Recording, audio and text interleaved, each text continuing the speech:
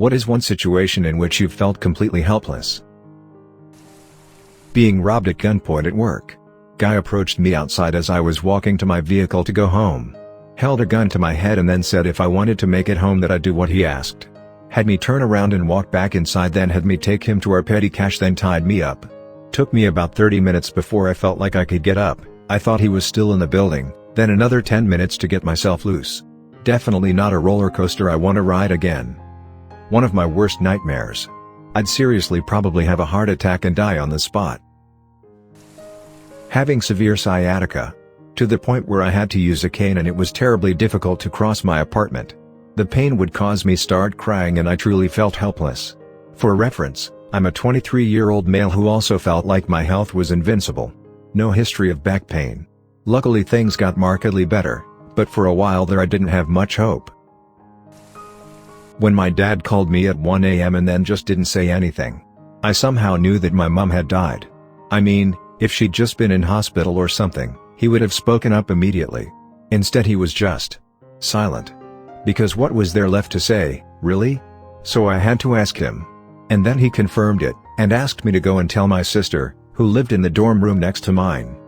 I don't think I've ever felt more helpless than I did then. My mom had not been ill beforehand. She just collapsed and died after having dinner with a friend. My parent was an alcoholic when I was a kid. I was the only one who seemed to know. I didn't have any other family I felt like I could tell, so I told my teacher at school. Cue my parent twisting things, calling me a liar, mentally ill, accused me of ruining their lives, etc. This went on for over a year. They made my life a living hell for telling someone. I felt like there was nothing that I could do but take it. I was young and stupid on my first big vacation on my own in Turkey. I put my one and only debit card into a freestanding ATM that was on a corner in a quiet part of the town I was visiting, and nothing happened after it went into the machine. It just made a whirring sound and nothing changed on the display or anything. I felt waves of helplessness crash over me as I realized I now was in a strange faraway country literally without money. What the hell do I even do? Call my embassy or something? It's all going to be a huge nightmare. I sat down on the curb by the ATM thinking about what to do, and literally like 10 minutes later my debit card was whirred out of the ATM again. Now I travel with several credit cards and only use my debit one at home. I also never use freestanding ATMs. I try to find ones that are inside bank branches. Watching my mother die of starvation through bowel cancer. Seeing a loved one with cancer is horrible. I hope you and your family are okay. It's awful to deal with, and it's on multiple fronts. My grandma, only grandparent I really ever got to know, got lung cancer 30 years after quitting smoking. She technically beat the cancer, but ended up passing away because the treatment was so hard on her. The first time I had a patient die, there was nothing more we could do for him, so I just sat at his bedside till his daughter could come to the hospital. Edit. Well, thank you kind people. I have no words. I'm a paramedic. When the patient is dead already, it's easy. When they are actively dying in front of you and you don't have a magic fix, that's when it feels impossible. My mom has Alzheimer's and is slowly losing her mind. She knows something is wrong and gets scared and frustrated and angry, and abusive, sometimes, but doesn't realize that she's not capable of making decisions and doing all the things she used to. I'm trying to have her driver's license revoked, enact my power of attorney, take over all her affairs, and probably put her in a home. Every step I take involves so many appointments with useless doctors, etc., and it's nearly impossible to get her to appointments. She has money to pay for care, but I can't access it, and she pissing it all away on scams that target the elderly and forgetful. I took so many days off to bring her to medical appointments or deal with emergencies that I was fired from my last 2 jobs. The rest of my family criticizes and complains that I'm not doing a good enough job or moving swiftly enough, but nobody helps me, and I live in a state of complete chaos where it's difficult to even make breakfast or take out the trash. If anyone knows a good therapist in Toronto. I was in the hospital the morning after having surgery to remove nodules from my thyroid. I was 19 at the time. Before the surgery, I'd had multiple biopsies and everything always came back benign. But they kept getting bigger and it was making my life uncomfortable, so I wanted them gone. I was with my mom, eating some breakfast and thinking that I'd be out of the hospital in a couple of hours. A nurse comes in and tells me to stop eating and drinking, as I'll be going into surgery. My mom and I kind of look at her confused and say, "What?" She said that it was doctor's orders and she just walks off. At that point, my mom and I kind of figured that this must mean that when they tested the nodules after the surgery, they must not have been benign after all. My doctor came in and confirmed that this was true. They were cancerous, and to be on the safe side, they were going to remove my thyroid. I started crying and feeling really scared, but not because of the cancer. I had mentally and emotionally prepared myself to go into surgery before, but the fact that I was going into it again just threw me for a loop. I felt very scared and I'll never forget crying and shaking as they moved me from the stretcher onto the operating table. I didn't stop crying until they put me under. Going in for surgery is definitely not the worst thing in the world, but the surprise of having to do it again when I hadn't expected it made me feel helpless. Thankfully, that experience taught me to be brave, and I kind of use it as a frame of reference. If I get scared, I think back to that experience and say to myself, you can handle it. You've got this.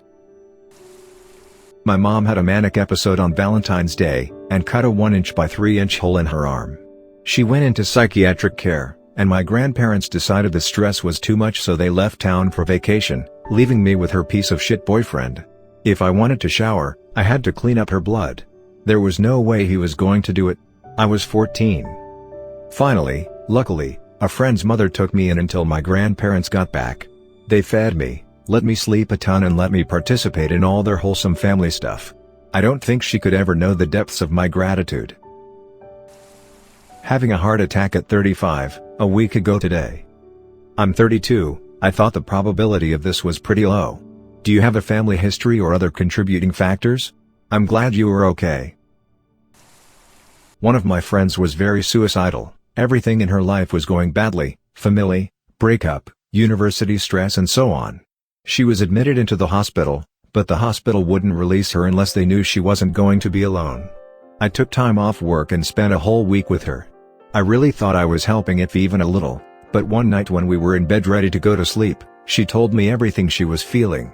I was speechless, I was scared. At one point I was even convinced the ending her life was the right answer. I realized that I had no idea what to do. I made sure she was eating, I tried to keep her distracted with random news or stories, etc. But after that night I felt helpless to help my friend. I felt like nothing I did actually helped, and the week ended in a somber note, but I didn't leave her side until I knew she had someone else there with her. We talked later, when she was feeling better, and she told me how much my being there helped, and she apologized. Even though I felt like I did nothing, just being there helped, even if slightly. Moral here: don't give up on your friends, even if you feel helpless. Edit. I love you all, every one of you is amazing. My brother running at me with a knife trying to commit homicide. I had a scar, and my aunt somehow calmed him and took the knife away. I had to climb some stairs and open doors. He's better now, and neither suicidal nor homicidal. Right now. A family member died last week from a genetic disease and the funeral is tomorrow. He had just turned 3. My heart is breaking for his parents and words seem so shallow. I wish I could make it stop hurting for them. Watching my 9-year-old niece slowly die from a rare, aggressive cancer despite trying everything I could come up with to save her. Total helplessness. Shit. My condolences, I hope you're doing okay. Thank you. It was almost 20 years ago and I think about her every day. She was an amazing kid and I learned a lot from her. Such is life. I had a house search. Standing there in the morning at 6:30, right out of bed watching 3 officers searching for things, impounding my computers and CDs was the worst thing I have ever experienced because I did not know what to do, who could help me or what could happen to me. Did they find anything or what the hell were they looking for in the first place? Hearing my mom have an epileptic seizure on the phone, while she was home alone. We had barely spoken for 30 seconds, and I had no clue where in the house she could have been or about her surroundings. I called all of my siblings, everyone was busy. In addition, because I live in a different region, the emergency number was having problems forwarding my call to my family's region. It was absolutely terrifying. By the time one of my siblings finally called back, I was a sobbing mess. I was trapped in an elevator at work for about an hour.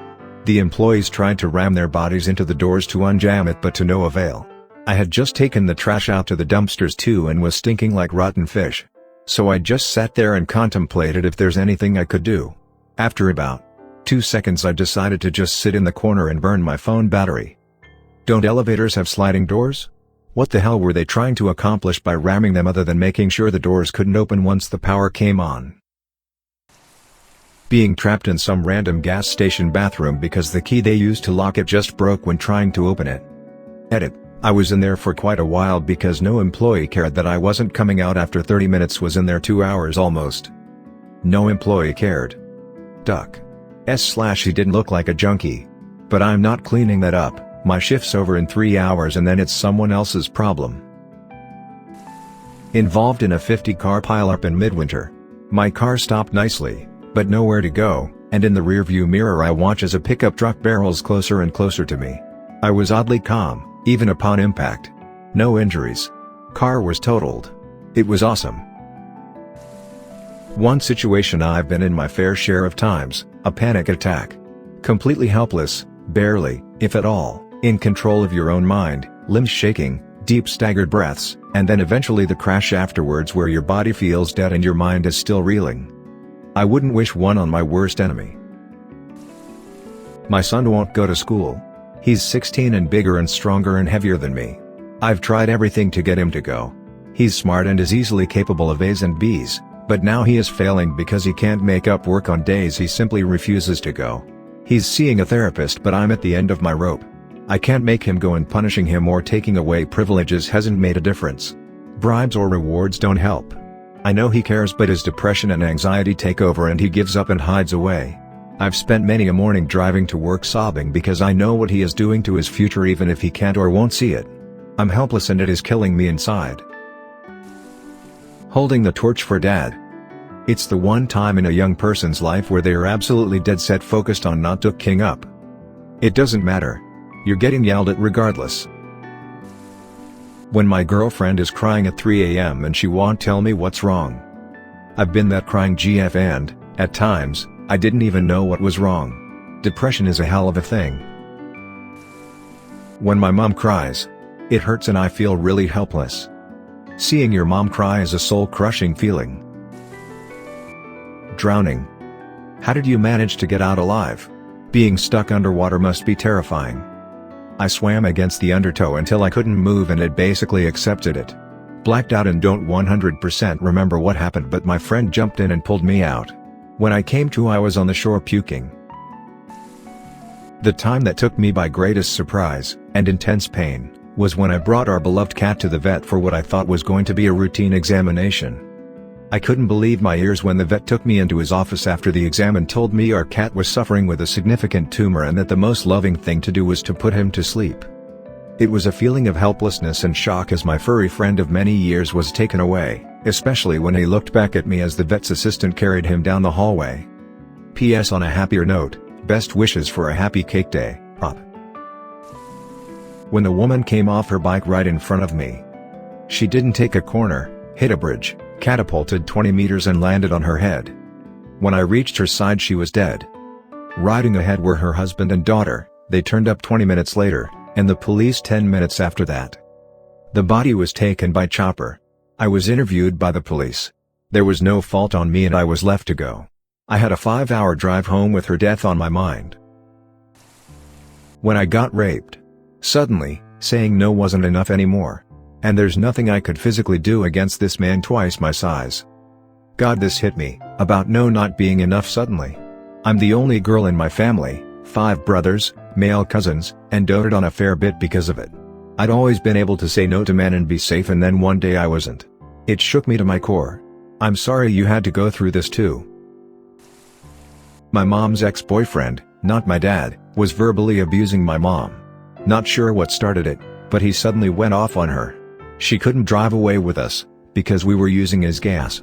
He tried getting me and my brother to go on a walk while they talked, but watching him grab my mom by the jaw and pull her back inside the house while he closed a door on us scared the hell out of me. I screamed and pounded on the door until she opened it. No way in hell I was going to leave her alone. I did end up throwing a rock right by his head to scare him, then screamed to leave us alone. The look of shock on his face was amazing. Eventually we locked ourselves in my brother's room to get away from him. Not too long after that we could hear him sobbing on the other side of the door when he realized what he did. He left us food and drinks by the door and finally left us alone. Edit, spelling errors. We were in Galway buying tickets for the Aran Island ferry. Cashier tells us they hadn't made the call whether they were running that day or not, as there were strong winds at the moment on the water. We waited a few until they gave the thumbs up and we buy the tickets. We were young, stupid, and missed the hint the universe was trying to give us. The weather didn't seem that bad in Galway City anyway. Now the ferry from mainland Ireland to the Arans is maybe an hour give or take as I recall. For most of the trip you're out of the shelter of the bay and essentially exposed to whatever the North Atlantic wants to throw at you. Well, that day it wasn't strong winds, as we found out, it was hurricane-force winds. The ferry spent the hour thrashing this way and that, with extreme rolling along the axis.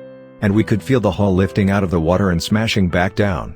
The crew was running around closing doors, securing stuff, and handing out barf bags which everyone used liberally. We were being tossed like rag dolls. We had made a horrible mistake. I had my eyes fixed on the rack of life jackets and had mental plan in place to get to it, grab jackets for my wife and I, and then get us out of the cabin before it went under. Because we were going under. And there was absolutely nothing we could do about it. We were at the mercy of the wind, the waves, the captain, the hull. And then, it stopped. We made the islands. We were at the pier. Relief Fina lully beating the nausea as we clutched our bags of puke. The kicker is on the return trip a few hours later the sun was out, the breeze was light, and the ride was smooth and easy. Thanks for listening to another episode of Reddit X. Subscribe and activate the notification bell so you won't miss any stories. Feel free to share your own stories below in the comments. Have a good day.